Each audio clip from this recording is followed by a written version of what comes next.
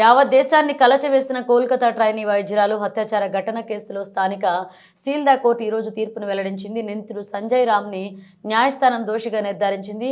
RG core ఆసుపత్రిలో trainee డాక్టర్పై జరిగిన దారుణమైన అత్యాచార హత్య కేసులో భారతీయ న్యాయ సంహితలోని సెక్షన్ల కింద సీల్దాలోని అదనపు జిల్లా సెషన్స్ కోర్టు రాయ్ను దోషిగా తేల్చింది. ఇక విచారణ సమయంలో నిందితుడు తన నేరాన్ని మొదట ఒప్పుకున్నప్పటికీ ఆ తర్వాత తనను ఇరికించారని పేర్కొన్న విషయం తెలిసింది. కాగా నిందితులను రక్షించేందుకే రాష్ట్ర ప్రభుత్వం సాక్ష్యాలను ధ్వంసం చేసేందుకు ప్రయత్నిస్తుందన్న ఆరోపణల నేపథ్యంలో హైకోర్టు ఈ మేరకు సిబిఐ ఈ కేసును విచారించింది. ఈ క్రమంలో ఈ రోజు తీర్పు నేపథ్యంలో గట్టి భద్రత మధ్య రద్దీగా ఉండే కోర్టు గదికి నిందితుడిని సంజయ్ రాయ్ని తీసుకొచ్చారు. కాగా కోల్కతా ఆర్జీ మెడికల్ కాలేజీలో ట్రైనీ డాక్టర్ గత ఏడాది ఆగస్టు 9న దారుణ హత్యకు గురైంది.